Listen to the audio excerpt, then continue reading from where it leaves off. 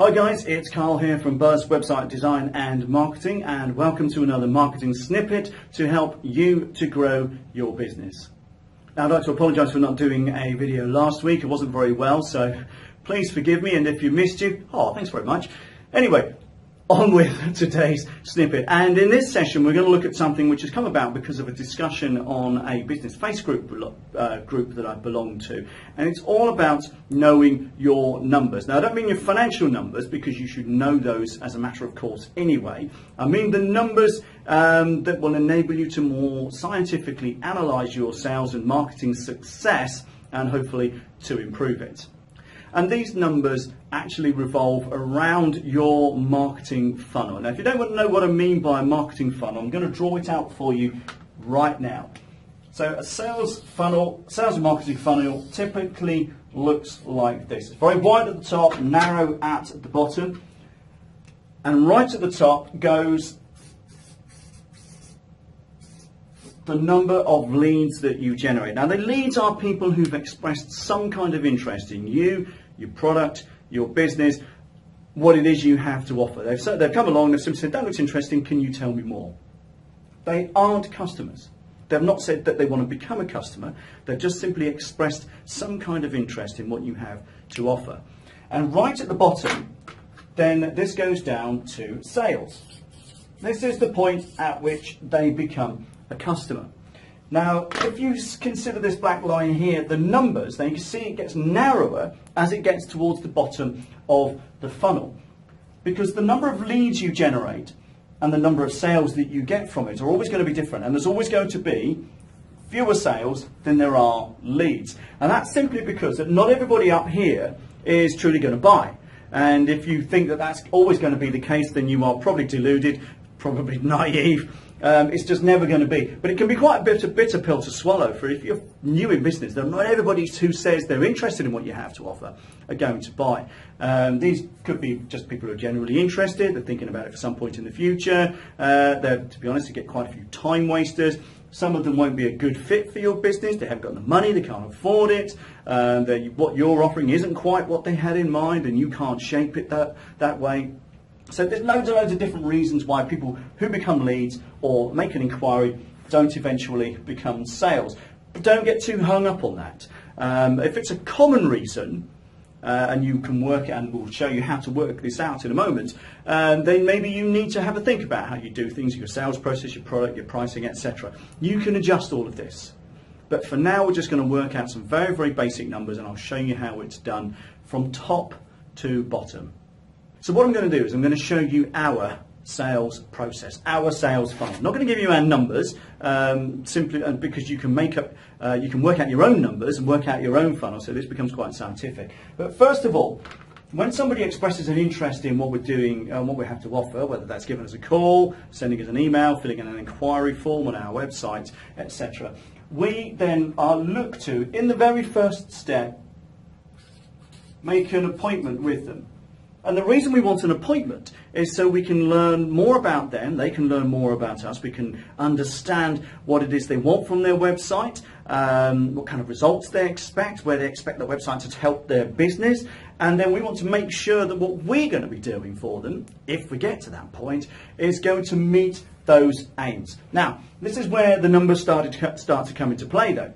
Not everybody who expresses an interest is going to want to sit down with us for 45 minutes to have a chat about a website. A lot of people just want a quick price over the phone. We don't typically do that because we know that building a website is far more involved than just, say, buying a book off a shelf. And unfortunately, a lot of people don't fully understand that having a website isn't as straightforward as just phoning somebody up and ordering it. You have to put a lot more thought into it. And we want to work with people who put that thought into it, who are more than willing to work with us to develop that concept. So from that appointment, then we'll also be able to then take people down to proposal. Now, not everybody who we get an appointment with is going to we're going to write a proposal for. It could well be that they can't really afford it. What we have to offer really can't meet their needs, and that does happen. It could well be that we just don't get along. It's great to be able to work with people who you get along with, because you're going to have a better working relationship, and longer term it's going to lead to more likely than just the initial bit of work. So it could well be that we're not a good fit for them, they're not a good fit for us, they may not necessarily have the money, they may be looking for something that we can't do, or they may have had a complete and total wrong idea of what a website is going to be, and that does happen. You know, they completely underestimated the amount of work that they're going to have to put in, and they go running away thinking, oh my God, I'm going to have to do something. Anyway, different story. So again, these numbers will start to narrow down. The numbers you get to proposals from leads is quite a bit lower. So the next step, if they get to proposal, is follow-up. Now here's the interesting thing about follow-up, and I've said this before in a previous video. The follow-up is a massive chunk of sales success. In my view, 75% of sales success is all about the follow-up, because to some extent it's fairly straightforward to develop leads and get people interested in what you have to offer. It's quite from there. It's a matter of asking a question about appointments, and it's a matter of process to go to proposal. But the follow-up is absolutely massive, and far too many businesses, big and small, give up far too soon in the follow-up process. And this is something that we're working on improving. We think we're fairly good, but we realise that there are some things we could probably tighten up on. And over the next few months, we're going to be looking at that. Because despite the fact that we know these numbers already, for the most part, we also realise that there's a lot of follow-up improvement that we can do. So, despite the fact that we've been in business 5 years, we've examined this quite a lot, we're still trying to improve, and so should you. Don't rest on any laurels with this. It's not a one-size-fits-all, and neither is it a fixed game, because the sales and marketing techniques, especially with online marketing, are constantly shifting. Who'd have thought that Facebook 5 years ago would be so big? Who'd have thought that Google would be the dominant search engine? Not that long ago. You've now got LinkedIn, you've got loads of other different social media and marketing channels coming into play. Email marketing, whilst it's still effective, the game has changed. So don't assume that this is going to stay the same forever, but constant improvement. The Japanese Kaizen way of constantly improving things. If you improve things by 1% a month, the compound effect could be massive in a year's time on your business success. So don't rest on the laurels. But the follow-up process here, then, we want to follow them up to the point till we get to a yes or no response. Either they become a customer, or they exit the sales process and go into our CRM system so we can keep in touch. A CRM is Client Customer Relationship Management, and there's a post on our blog about what a CRM system is and why you should use one. So that's where they're going to go. They're going to go to sale, or they're going to go out of the funnel into our CRM process. Now the interesting thing is this. And I'm going to run through some hypothetical numbers for you, so you can hopefully work something out for yourself. Because this is our business. It may not necessarily, it's probably not yours, but that's okay. It doesn't matter. The process and the way you work it out is largely the same. So imagine we get 30 leads, for example. And out of those 30 leads, 15 of them turn into appointments. Now what I might also add, every single one of those leads also goes into our CRM system, because even if they don't become a customer now, they may want something from us at some point in the future if we keep in touch. So a big lesson there: get people into your database if they express some kind of interest at any point. Okay. So anyway, back to the story. 30 leads up here. Imagine 15 of those then turn into an appointment. Out of those 15, we realise that 5 of them probably aren't a good fit. They may not necessarily have the money. They might not have thought about how much work that they're going to have to put into helping us build a website for them. It could well be that we just don't get along, or I don't feel that they're going to be a good fit for us and them, us for them. It could well be that they want something that we can't build, and that does happen. So 10 of those then become a proposal. From those proposals then, we've got 10 follow-ups to do. So we're going to take them through the follow-up process to take some of them to a sale. So imagine half of those follow-ups get to sales. So if we say we started right at the top with 30 leads, 15 appointments, 10 proposals, 5 sales. Now, if this is a long-term pattern, and you can work this out on a monthly basis, whereby each month you get 30 leads and they eventually funnel down to 5 sales, you can become very scientific about this. And this is why it's important to know your numbers, because you will then be able to work out whether, if I want more sales down here, if I want 5 more clients, I've got to generate 30 more leads. And then you can look further up in the process and say, what are the marketing activities that we can do to fill the top of this funnel? In other words, can we improve our email marketing? Can we go to more networking events? Can we do better trade shows? Is the stuff that we can do. Can we do more pay-per-click marketing or Facebook marketing? Can we advertise on the radio or in a local newspaper or in a magazine? All these different things that you can do to fill the top of the funnel to get these 30 leads. Can you do more of it? Can you do it more effectively?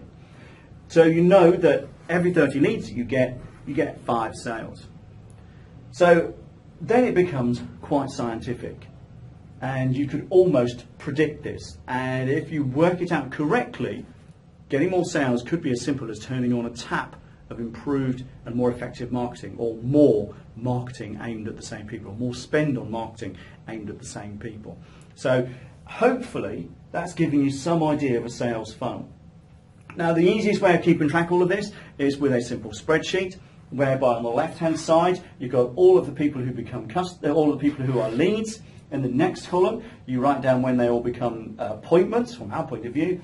On the next column, you've got proposals, and then you've got the various follow-up steps you put in there, and then finally you've got sales. So you'll know the number of people in this far left column versus the number of people in the far right column will give you your ratio from top to bottom. It really is that simple. You don't have to make it any more complicated than that. Just use a simple number on this side versus number of this side gives you your ratio. And it also enables you to calculate the number of people who go from lead to appointment, if that's part of your process. Appointment to proposal, if that's part of your proposal, your process. And also enables you to map out the various follow-up steps as well.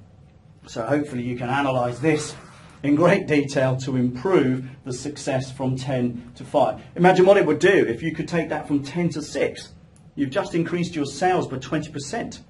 That's massive. All you've done is improve the follow-up process. You haven't generated any more leads, you've just improved part of the sales funnel. So I hope you've got to grips with that, and I really hope that you can do something with it in your business. But there's one thing more that I want to show you. And it's this. Imagine this is the bottom of your funnel. And the reason I've done this is because modern sales funneling is more like an hourglass. And the reason is because there's massive, massive value in post-sale sales and post-sale marketing. And the reason is very few businesses sell sell just one product or service. And so you've got the opportunity with the right clients and at the right time, under the right circumstances, to sell more things to your existing customers. And you should be doing that anyway. The number of times I visited clients who were doing the bookkeeping and the payroll for a limited company, but weren't doing the tax return for the directors. Seriously, come on, it's a next step. And the only reason they hadn't is because they hadn't bothered to make the effort to sell that additional service. Or a financial advisor who would do a pension for a company but didn't look at their life cover.